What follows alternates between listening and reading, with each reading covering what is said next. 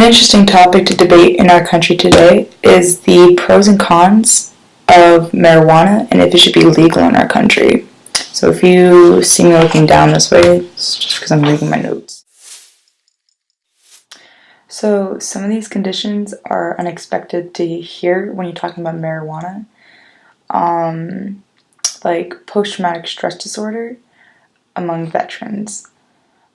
A study done by Dr. Sue Sisley showed that among her patients who suffered from PTSD, the medicines that were prescribed to them did them an injustice.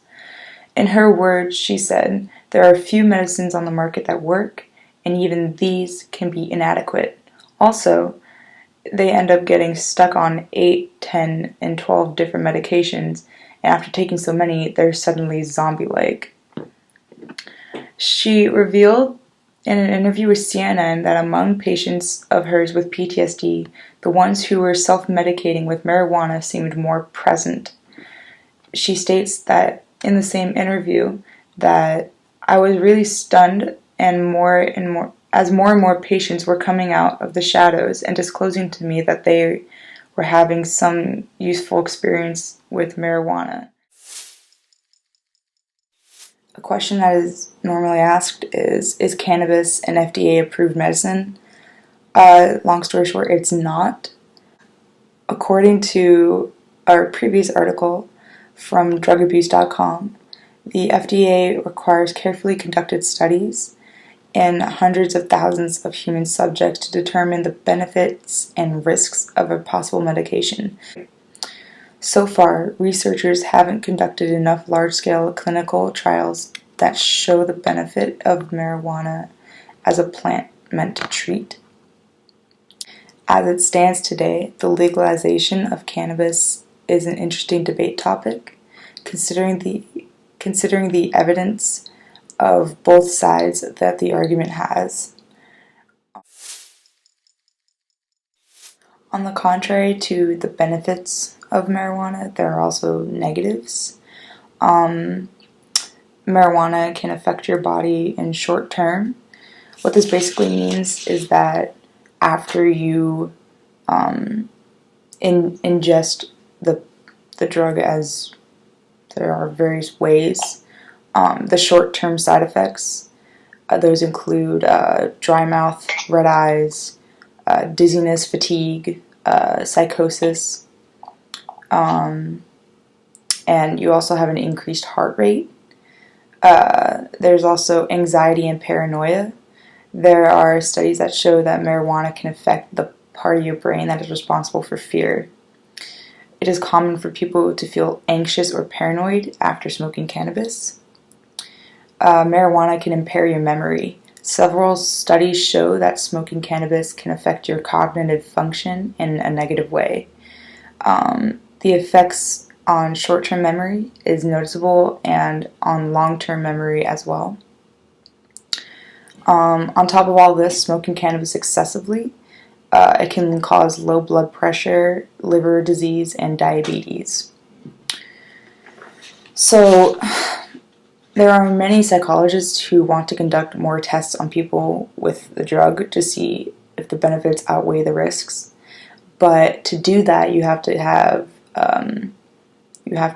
federal approval, which is very hard to come by.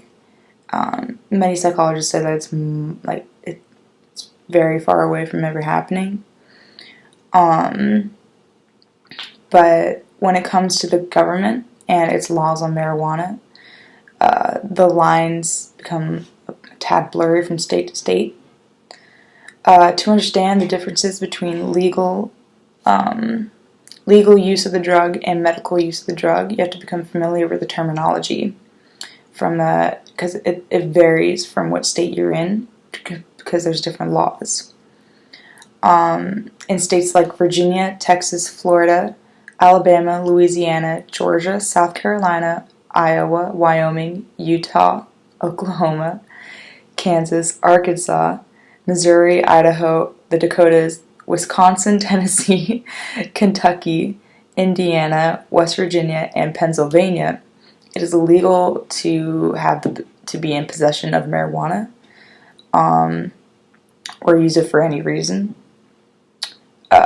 Now, in states like states or cities that are decriminalized, the use of cannabis, like Nebraska, Mississippi, North Carolina, and Ohio, what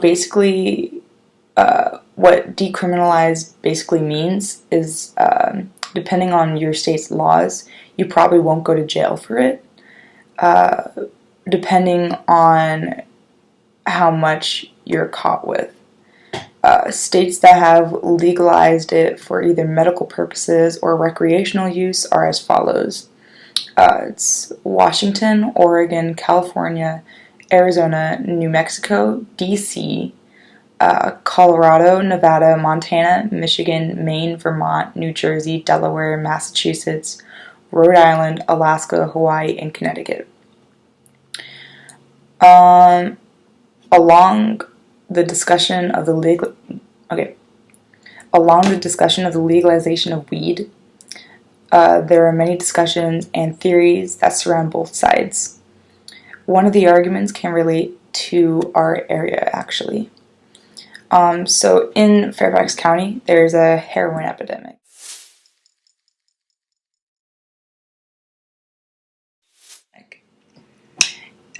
This is related back to the argument for and against the legalization of pot.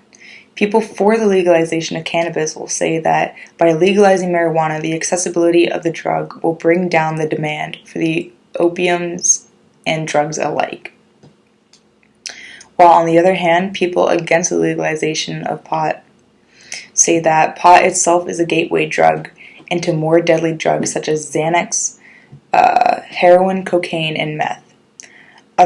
Another argument that people will use is that pot only makes you lazy and unmotivated. Why would we need such a thing in our society?